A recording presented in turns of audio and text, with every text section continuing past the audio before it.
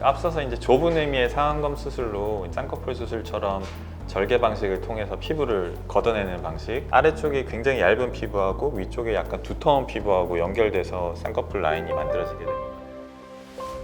근데 조금 아까 말씀하신 것대로 두꺼운 피부 쪽이 위가 밑으로 내려서 양이 너무 많아서 잘라낸 네. 양이 위하고 밑에하고 이렇게 좀 가까워진 분들은 어떻게 교정을 해야 되나요? 그런 경우가 예상된다고 하면 사실 이제 절개 상안검 수술만 시행하는 것보다는 이제 절개를 상안검 하시면서 그렇죠. 내시경 이마 거상 같은 수술을 같이 복합적으로 해주시면 피부 절제량은 최소화하면서도 이제 인상은 좀 밝게 변하고 얼굴 자체도 좀 젊은 형태로 바뀔 수 있는 장점이 있습니다. 그러면 나온 김에 그걸 설명하시니까 네. 여기가 너무 가까워지면은 밑에서 잘라낸 부분을 가능하면 줄이고 그 위에 부분을 이렇게 들어 올리는 걸 한다는 말씀이시잖아요. 그렇죠. 근데 네. 그거를 다 절개를 해서 하는 게 아니라 내시경으로 네. 머리 속에서 몇 네. 군데만 절개를 한다는 거죠. 네. 좀 설명을 해주시죠. 내시경 이마 눈썹 거상술이라는 수술인데 내시경을 통해서 머리카락 있는 쪽에 속 절개를 해서 내시경으로 이마 라인까지 눈썹 있는 라인까지 박리를 쭉 한 다음에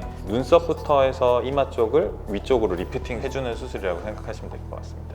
이런 경우에 대개 이제 사람 인상이 수술 후에 굉장히 밝아지고요. 눈썹하고 속눈썹까지 거리가 좀 가까우면 남자분들은 좀 강한 인상으로 좀 보일 수 있는데 여자분들 같은 경우는 특히나 이제 좀 세 보인다는 이야기까지 들으실 수도 있거든요. 그래서 눈과 속눈썹 사이 거리가 좀 좁고 주름까지 잡히신 분들은 내시경 이마 거상술을 꼭 같이 하시는 게 많이 도움이 되는 것 같습니다. 맞아요. 근데 그 네. 내시경 이마 거상술은 혹시 그 구독자분들이 오해하실 수 있는데 내시경으로 해서 그 조그만 절개로 당겨지는 피부만 자르는 게 아니고 사실은 기능적인 교정 부분이 많이 들어가는 수술이잖아요. 네. 이마에 있는 여러 가지의 근육들을 쉽게 말해서 근육 처리를 해줘서 상대적으로 이렇게 힘을 더 많이 가게 하는 그런 원리를 이용하는 겁니다. 뭐 예를 들면 이마 쪽의 근육을 내시경으로 잘라내주면은 양쪽에 있는 전두근이라고 하죠. 다른 이마 근육들이 더 힘을 내서 더 톤이 이렇게 유지되는 효과도 이용을 하고요. 네네. 그 다음에 나머지 부분들을 좀 당겨서 고정시켜주면은 네. 여기 우는 부분들은 저절로 교정이 되는 그런 네. 원리를 이용하는 거죠. 절개 부위는 아마 3군데, 5군데, 4군데 이 정도 되죠. 네, 3군데에서 5군데에서 정도? 이제 대칭적으로 할 수 있고요. 이게 처진 부위나 정도에 따라서 이제 할 수도 있고 이제 5포인트를 다 열고 고정할 수도 있습니다. 절개 부위는 평균 3군데에서 5군데를 머리 안쪽에서 절개를 해서 안에 있는 근육을 처리하는 기능적인 부분과 처져 있는 피부를 끌어당겨서 고정시키는 그렇죠. 실질적으로 리프팅하는 부분을 같이 하는 아주 굉장히 효율적인 수술이다고 할 수 있습니다. 그러면은 아무리 내시경이지만 이마에 이렇게 막 절개를 하는 것도 무섭고 또 쌍꺼풀에 만드는 것도 싫고 그런 분들은 또 수술을 어떻게 가만히 있어야 되나?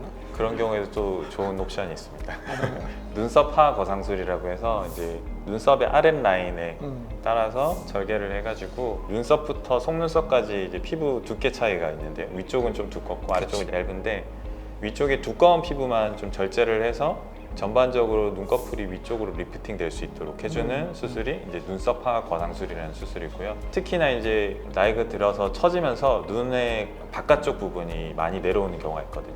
네, 그런 경우에는 눈썹 하 거상술을 하시면 내시경 이마 거상술 한 것보다 더 어떻게 보면 더 좋은 효과를 보실 수도 있습니다. 특히나 이제 눈썹 하 거상술 같은 경우는 그 흉터가 눈썹 라인에 거의 가려지기 때문에 이제 눈화장을 하는 여자분들이나 특히 뭐 눈썹 문신을 계획하고 있으신 분들은 거의 뭐 흉터가 안 보일 정도로 만들어낼 수도 있습니다.